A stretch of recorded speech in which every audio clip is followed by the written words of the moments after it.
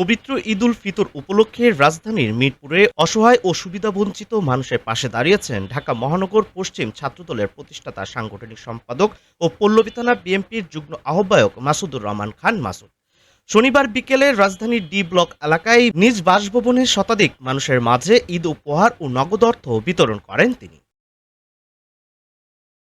পবিত্র ঈদ উল ফিতরের আনন্দ ভাগ করে নিতে এবং সাধারণ মানুষের মুখে হাসি ফোটাতে এই বিশেষ আয়োজন করা হয়। মাসুদুর রহমান খান মাসুদের ব্যক্তিগত উদ্যোগে আয়োজিত এই কর্মসূচিতে মিরপুর পল্লবীর ডি ব্লক অগ্রদূত ক্লাবের সামনে স্থানীয় শতাধিক অসহায় ও দুস্থ মানুষ জড়ো হন। তাদের হাতে ঈদ উপহার এবং নগদ অর্থ তুলে দেন মাসুদুর রহমান খান মাসুদ। উপহার বিতরণকালে মাসুদুর রহমান খান মাসুদ বলেন, প্রধানমন্ত্রী জনাব তারেক রহমানের নির্দেশে এবং ঢাকা মহানগর উত্তর বিএনপির আহ্বায়ক ও যুব ও ক্রীড়া প্রতিমন্ত্রী আমিনুল হকের পক্ষ থেকে আজ আমি অসহায় ও দুস্থ মানুষের মাঝে এই ঈদ উপহার ও নগদ অর্থ বিতরণ করছি।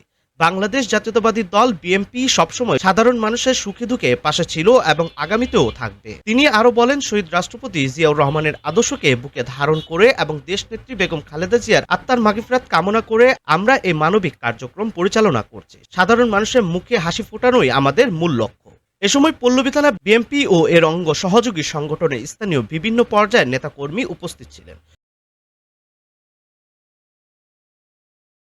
উপহার নিতে আসা সাধারণ মানুষরা এই ঈদ উপহার পেয়ে সন্তুষ্টি প্রকাশ করেন এবং আয়োজকদের ধন্যবাদ জানান।